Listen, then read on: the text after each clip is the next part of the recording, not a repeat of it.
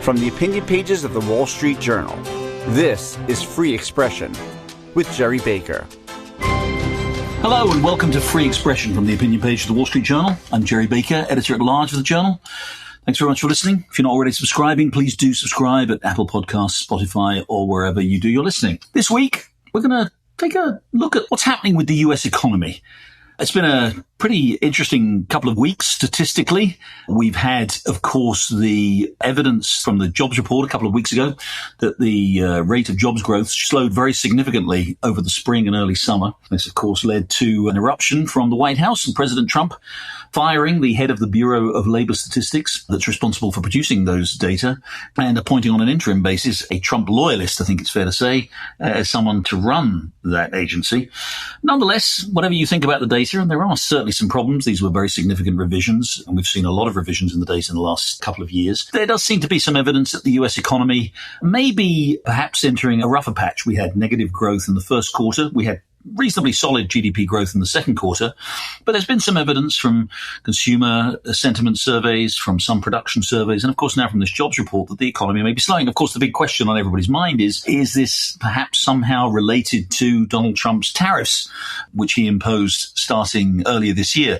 We didn't, of course, get the massive Liberation Day tariffs that he announced on April the 2nd, but we, of course, have seen a very significant increase in the effective tariff rate, gone from something like 3% to about 15 to 20%, depending on your preferred statistical provider, in terms of the average tariff rate that Americans now pay on their imports. Now, that's, as we said, up until a couple of weeks ago, it didn't seem to be affecting the economy too much, but we've now seen these jobs numbers suggest that actually perhaps there is some slowing in the economy. And of course, the other side of the big question about tariffs is what effect they have on prices. Once again, until the last few weeks, we haven't seen significant evidence that the tariffs were proving inflationary. But again, I'm recording this now on Tuesday afternoon. We had data, another set of data this morning on the consumer price index for July, which was also came in a little on the high side, especially the core CPI edging up above 3%, which is well above the Federal Reserve's target range. Now, we didn't get any outbursts from Donald Trump about these data, maybe because the headline inflation rate was still sort of relatively well behaved. But we do seem to be at a really critical moment for the economy here. Are we starting to see both the demand and the price effects of Donald Trump's very hefty tariffs? Or are these just fleeting numbers? Is the overall picture still pretty healthy for the economy with inflation well below where it was a couple of years ago and the economy still growing? And of course, the other effect of Donald Trump's tariffs has been a significant increase in federal revenue. So this is the backdrop that we're at here this summer. Federal Reserve hasn't cut interest rates yet. Another source of irritation for Donald Trump. Jay Powell, still the chairman, hasn't yet cut rates as he wanted him to this year, although the Fed is expected to cut rates next month in September and probably again later in the year. And so as we look ahead to the next few months, what can we expect? Is the economy going to slow further? Is inflation going to remain a problem? Is the Fed behind the curve? Does it need to be more aggressive cutting rates? Or does it need to keep an eye on those inflation data? Well, we're going to talk about all this with one of my favorite and one of the most distinguished figures in the world of finance this week, and one of my personal favorite associates, someone I've known for many years, and that's Glenn Hutchins, who has had a long and extremely distinguished career in finance, and of course, in recent years has been a major philanthropist too. Glenn co-founded Silver Lake, it's one of the most influential private equity firms that have been instrumental in financing the tech boom of the last few decades. He's now chairman of North Island and North Island Ventures. His philanthropic activities include being co-chairman of the Brookings Foundation, where he launched the Hutchins Center for Fiscal and Monetary Policy. He also founded the Hutchins Center for African and African American Studies at Harvard University. And he was a director of the New York Federal Reserve for 10 years. And Glenn has been a key figure in advising Democratic leaders, Democratic members of Congress, and of course, most importantly, Democratic presidents. He's vice chairman of the Obama Foundation, a major contributor to the former president's presidential library. And he has written extensively, not just about finance and economics, but about where America is headed. And I should also say he really insists that I add that he was also co-owner of the Boston Celtics, which is apparently the name of a basketball team. Anyway, I'm delighted to say that Glenn Hutchins joins me now. Glenn, thanks very much indeed for joining Free Expression. Pleasure to be with you. Let's talk about the economy, because that's obviously what's on everybody's mind.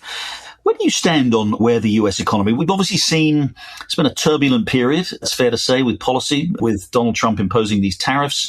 For a while, it seemed, up until perhaps even a couple of weeks ago, that the effects had not been that significant on the economy. The economy was growing strongly. The labor market was in pretty good shape. Inflation was relatively well behaved. In the last couple of weeks, we've seen this kind of pretty shocking revision to the jobs data for the last few months, which suggests the economy is potentially even stalling. And today, we're recording this on Tuesday, we've seen these inflation numbers, which, while not terrible, do show another quite significant upward tick in core inflation, up above 3%, well above the Fed's target.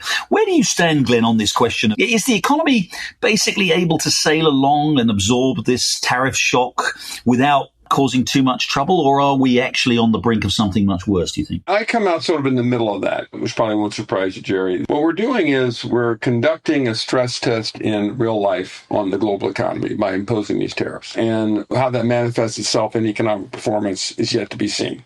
My best thinking about this is that from the U.S. perspective, the tariffs introduce a little more inflation and a little less efficiency. And the result is that you end up with a little less growth and a little more inflation than you'd otherwise have.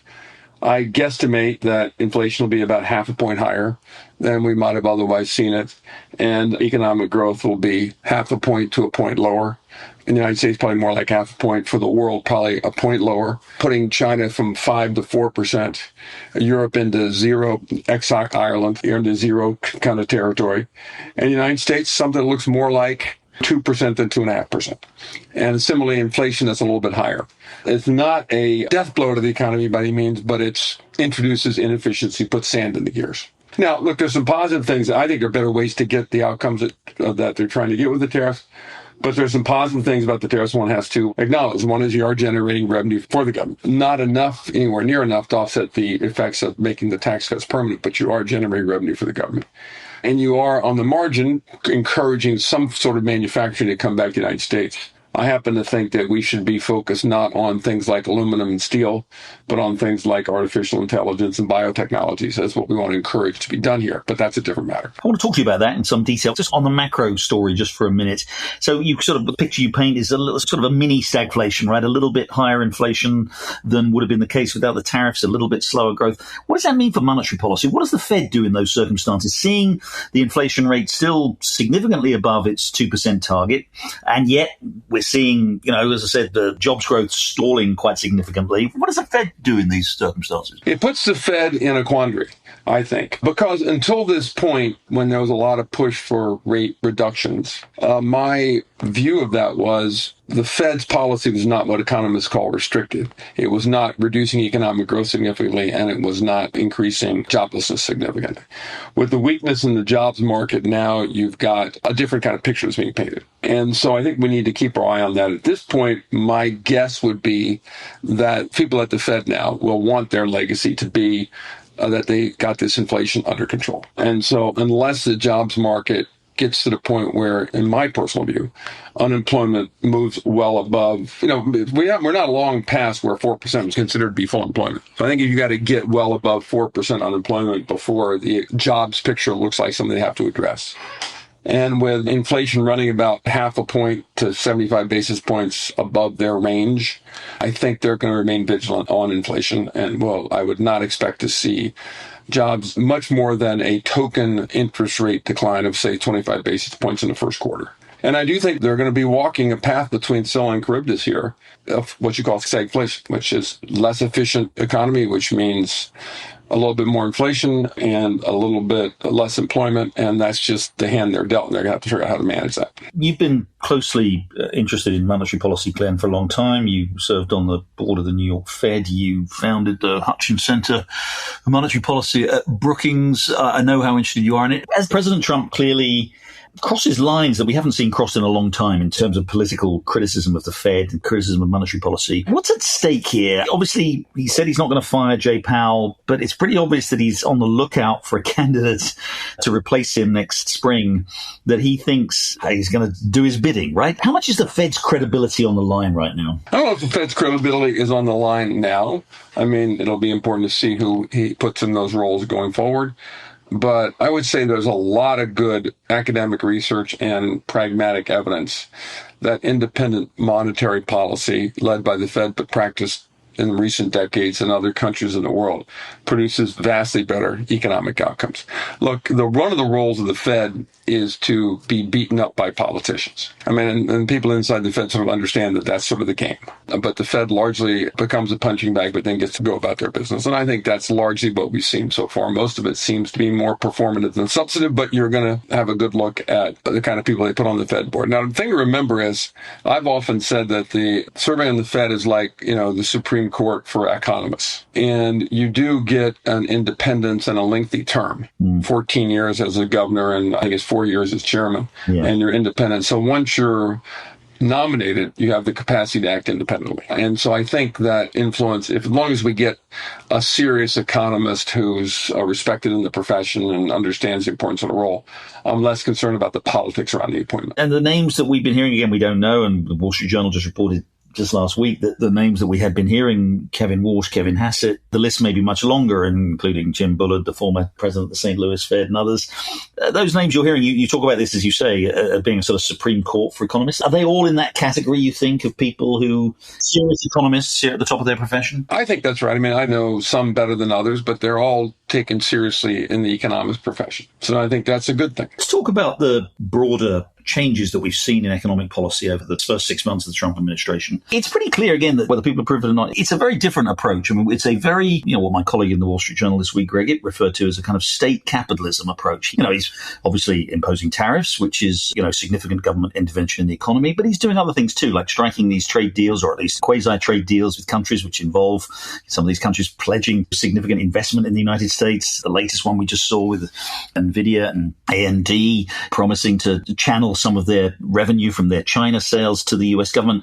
We've seen him using the power of the presidency to, some might say, intimidate, but others would say to exercise influence over US corporations, whether they be in the media, whether they be the companies like Apple. And again, whether you like it or not, this does seem to be kind of a piece with things that we've seen elsewhere. The idea of pure-blooded capitalism, let the markets decide everything, that does seem to be in retreat. We've seen that in terms of globalization, a lot of countries bringing business industry back home, much more interventionist. Do you think this is a new model now that we're seeing for the US economy of a much more interventionist, kind of state-driven economic policy? I can't purport to be very thoughtful about that.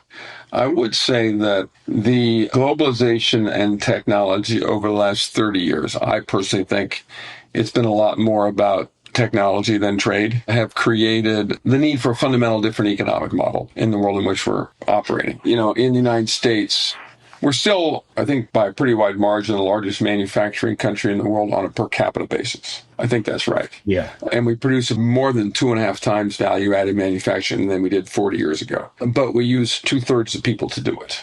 And this massive increase in efficiency that, in my view, has been led more by technology than by trade has occurred during a time period when there have been a real growth of a stark difference between have and have-nots. People who were able to capture the benefit of globalization and technology for their benefit have grown very wealthy, and there have been huge declines in income, wealth, and future prospects on the part of people who can't. And that's something that, for better or for worse, Donald Trump had his finger on the pulse of. His opponents did not. And so he's experimenting with a new way of creating a world order that might be more to the benefit of the people who've been disadvantaged. And that's kind of, I think, where it came from. Whether it works or not this way, he won the election. It's his prerogative to see what he can do, and we'll see what the consequences are. I would say that I think that if you believe, as I do, that it's been more about tech than trade, and you believe, as I do, that artificial intelligence is tectonic in terms of the massive shifts and ruptures it's going to create in our economy, this is likely to get a whole lot worse before it gets better. And the policy focused on trade does not address what I believe is a central issue, which is the fundamental change in economic arrangements that come from technology, which are going to accelerate as a consequence of AI. Well, let's talk about that. When you say it's going to get worse before it gets better, you're talking about the insecurity and the dislocation that technology has produced over the last 20, 30 years is going to intensify as adoption of AI becomes more and more widespread through the economy. Jobs are going to go. I mean, we've seen some fascinating studies recently. I mean, is that right? Is that the picture that we're going to have to go through? I think we're going to go through a massive change. I think it'll largely be for the overall better for our national wealth GDP because we're the leader in that field, but it's going to create huge distributional effects, consequences. And it wouldn't surprise me if the sort of lower level jobs in the white collar professions occupied by entry level people are the first that are disrupted in a major way. I saw recently where unemployment among people who are of the age that college graduates would be, 22 to something like 25 to 30, somewhere in that range, is higher for people with college educations than without. Yeah. There was another study which said that the unemployment rate for people with degrees in information technology related degrees is higher than for people with degrees in the humanities right now. But I do think they're going to be great benefits. So I was talking to someone the other day about the use of these technologies in education. And it came up that employers want students who graduate trained in AI. So far, the academies call that cheating, right? Yeah. And so I think people who train our kids for the next generation of leadership in jobs in our country are going to have to turn out people who are deeply skilled in the use of AI. Because the thing that's going to distinguish you as a young person going into the workplace is not that you're competing with AI, but that you can harness it for your benefits. That's an example of people who can harness the use of AI will be able to use it. Well, right now we have this massive undertaking to build AI infrastructure all around the world, especially in the United States. And we're short something like 500,000 electricians and plumbers to get it done. Whereas 10 years ago, all the wise people told young people to study computer sciences. Now they might be able to go to plumbing school. Very interesting Microsoft study that came out last month, which looked at the jobs that were most exposed to displacement by AI. They were, exactly as you just described, kind of entry-level graduate sort of jobs, whether in, things like the law and things like finance, by the way. Whereas the jobs that are least exposed are, nursing and plumbing. Is that just a transitional thing? My crystal ball is more cloudy than yours. No, it's not. So I really, truly have no idea. But I do think that it's very clear that, the old saying about JP Morgan said he knew what the market's going to do, and he was asked what, and he said fluctuate. Yeah. I do know that there's going to be enormous transition and wrenching change, and it'll have distributional effects, and that will have political effects. Yeah, yeah. Right. I think that's pretty clear. What exactly those are, I don't exactly know. But if you see our society today is one where we're got a lot of disruption as we search for new models for public policy, trade policy, economic policy in a world that's characterized by 30 years of fundamental change driven by technology and trade, and that's accelerating. I think that means it becomes harder rather than easier. We'll take a short break there. When we come back, we'll have more with Glenn Hutchins talking about the economy. We're also going to talk about politics. And Glenn, who's a keen Democrat, we're going to see what he thinks of the current state of the Democratic Party and what it needs to do to get itself back in contention for power. Stay with us. You're listening to Free Expression with Gerry Baker. Don't forget, you can listen to the latest episode anytime on your smart speaker. Just say, play the Opinion Free Expression podcast. Now, back to Gerry Baker. I'm back. I'm speaking with Glenn Hutchins, co-founder of Silver Lake, and a man with a long and very successful career in finance. And we're talking about the economy and the state of America overall. You say we've got this massive shortage of supply of AI infrastructure, and we're going to have to do that. I think this in the context of the macroeconomy, as we were just talking about. We have seen in the last few years in particular this dramatic explosion of AI-related investment, whether it be in data centers, whether it be in energy connected to the data centers, whether it be in the AI companies themselves, the chips, companies like NVIDIA, which have done astonishingly well. How important has that been in terms of maintaining the economy on the sort of reasonably benign track it's on? And can we expect that to continue? So what I'm getting at here is the growth that we've seen and the fact that unemployment remains relatively low, is that been supplied essentially by this AI boom? And if so, where is that going to go? Is it going to fade? Is it going to increase? I mean, just getting aside from what AI will mean for individual jobs, how important is the transition to this, what seems to be this sort of AI-driven economy? How important is it in terms of sustaining demand in the economy right now? Look, I think it's on the margin very important, but I do think broadly, one of the things you have is despite however functional or dysfunctional our politics might be, the American business community is still the pride of the world. Capital still wants to come here to invest in companies all across our economy, including, but not only, technology and artificial intelligence. And businesses all across the country are thriving, and foreigners want their capital here as a result. So I'll give you a couple answers to that question. First is, one of the things we're seeing right now is companies across all sectors adopting technology in very functional ways that are increasing their productivity. There's a new generation of leadership that, unlike prior generations, are now digital natives who know how to implement and are comfortable using technology. The result of which you're seeing enterprise after enterprise become technologically enabled in ways, and racing to do that in ways that didn't happen 10 years ago. And one good example of that is the extent to which 10 years ago there was a real resistance to cloud computing because of purported concerns about security. Yeah. And that's long gone. And it's no coincidence that gone with that are the chief information officers in those companies who resisted the change. Yeah. Right. In contrast, the wholesale embrace, broad embrace of AI shows us that a new generation of leadership is more technologically sophisticated across every type of industry. Yeah.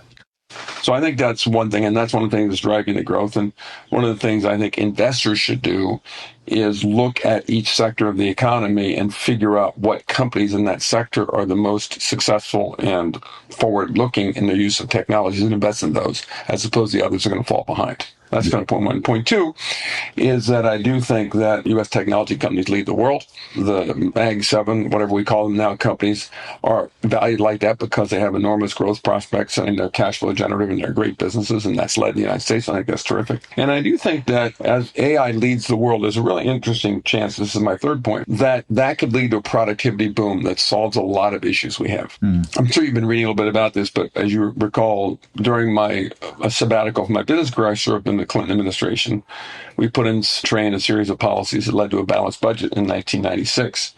Economists look back on that right now, say that was meaningfully, non-trivially abetted by an unexpected increase in productivity that came from the internet. It's entirely possible, and there's been pretty good analysis out there that's beginning to sort of document this, that the increase in productivity that comes from AI could drive a lot of non-inflationary growth in the economy that allows us to do things like get closer to balancing a budget and solve some of these issues that we've talked about. That will still leave a series of distributional problems which have political implications to deal with.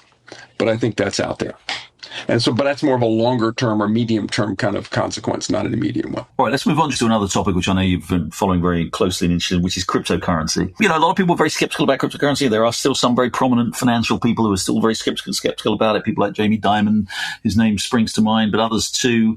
And yet there are growth of investment in it, continues to grow. I don't know what the value is. I should have checked the actual value of total market valuation of all cryptocurrency right now, but it continues to grow. It's huge. It's in the trillions of dollars. And then, you know, there are question marks about how the speculative side of it. There are question marks about whether it can really be a substitute, you know, for money in the traditional terms of, you know, as a means of exchange and a store of value. Do you see it emerging much more than it is now as an alternative to traditional money, to cash, to the sort of fiat money that the central banks create? Or are there limitations to it? What do you see in the next 5 years happening to crypto? By the way, I've never thought about and characterized crypto as sort of substituting for fiat currencies and central bank currencies. By the way, a very good book I'd recommend to your listeners on this topic is Ken Rogoff's Our Dollar, Your Problem. Goes through these issues in depth. Worth reading, very easy to read. So where we are with today with crypto has become, I think, an important technology in the financial services sector.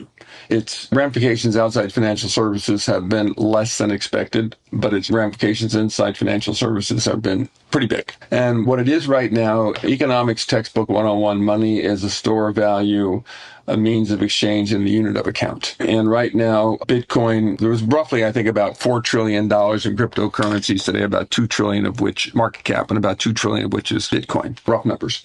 And Bitcoin has become a digital store of value competing with gold, and that can best be seen by the flow of money into the Bitcoin ETFs, right?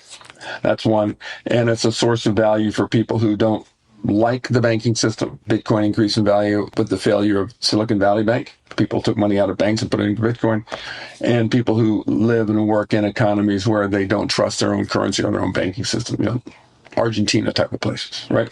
And that's one. Two is means of exchange. The stablecoins are now effectively embraced as a means of exchange. The stablecoin network, I think the US dollar circle token now does as many, if not more transactions on a dollar basis than does the Visa network. It's largely used to settle financial transactions inside cryptocurrency networks, but it's out there as a very important means of exchange. And the blockchains are a unit of account. And even places like JP Morgan, despite Jamie Dimon's protestations to the contrary, are adopting blockchains for purposes of accounting. And that's kind of largely where the crypto technology is settled at, and it's been pretty successful there. It has become a substantial, we don't need to going that right now, political force. And as a result of which now we have a piece of legislation, which I think is on balance pretty good, that creates rules of the road so technology companies can invest in these without worrying about securities regulators looking askance or bank regulators looking askance at them. They have the rules of the road. And as a result of which a lot of this is coming back to the United States. So a disproportionate amount of the crypto companies that were founded and operated in the United States could only operate outside the United States because of lack of clear regulatory rules of the road. And that's been alleviated. So now you're going to see a fair amount of these companies coming back to the United States with operations that people outside the United States have become accustomed to. I wouldn't say it's been tectonic the way AI is, but it's had some revolutionary features to it. It's interesting. I mean, again, I speak to people all the time, real advocates, indeed. Some might call them evangelists for crypto, who say, look, the cost of transactions in traditional using sort of credit cards or other traditional means of exchange are incredibly high. I mean, it's still extraordinary that retailers are paying 3% or whatever to the credit card companies every time they use that. And the scope, the opportunity for disruption there through digital currencies is enormous. But are you saying that that's overstated? No, I think that's a problem that's yet to be. I think that's a problem that's best solved by the stable coins, not by Bitcoin. Bitcoin is by design expensive and slow. Yeah. It's good for small numbers of large transactions to store value. I think stable coins is the answer. And very volatile still too, right? I mean, Well, but it depends on what your balance sheet is. Yeah. It's volatile in dollars. It might be less volatile if your balance sheet is denominated in Argentinian pesos. But look, they're always going to be in any sector of the financial economy. They're going to be volatility, be worried about. I mean, the 2020 to 22, the decline in value of the mega stocks was roughly on the order of 20%. Yeah. And that was a huge amount of value wiped out. So always got to be careful about that. And in something like crypto, there's still people on the fringes of that are trying to find ways to, get rich quick. The most recent of which are these DATs, the digital asset treasuries, where they're sort of transforming, buying one digital currency and putting it into some company and selling stock at a premium. I'm not sure how that persist. I think those premiums are already collapsing. It still is a little bit on the frontier, cryptocurrencies are, and you still need to operate with caution, would be my view. We've mentioned President Trump a couple of times, some of the things he's done. You mentioned him, not me. No, but you've been very cautious, and I'd say, and sort of, well, you said, you think the jury's out on a lot of things he's been doing. You've been a big supporter of Democrats over the years. You're a very big supporter of President Barack Obama, Democratic candidates. You've talked about this in public, and I know you're, interested in what's happening in the Democratic Party. How do you see things there at the moment? So I'm sitting here in New York. I'm not sure where you are. We're 2 months and a bit away from an election for New York City mayor, where a self-declared socialist seems like the favorite as the Democratic candidate. The dynamism in the party seems to be with the AOCs and these, as I say, these sort of self-declared socialists. That's where the excitement seems to be. After a pretty serious, not a landslide election defeat last year. It wasn't anything like that, but it was a big defeat, lost both the Congress and the presidency. This is a time for sort of soul-searching the Democratic Party. Are you concerned about the direction the party seems to be taking? Where do you think the party should be going? I'm guessing it's probably not in the Zoran Mamdani AOC direction, but what's your sense of what's happening in the Democratic Party right now? As a friend of mine once said, I'm not licensed to practice politics. I try to do policy, not politics, and try to make it more about ideas rather than about people. So look, I think it's very, very clear that in the last 4 years, the Democrats lost track of two important issues. One was the importance of the cost of living. They practiced a set of economic policies that were well to the left of the central tendency of the American voters. And in particular, focused on topics that were different from the key issue, which was getting the cost of living under control. And then secondly, they understood the world as characterized by identity, not by class. And we are living in an anti-establishment world, as I said earlier, in which the haves and the have-nots are starkly divided.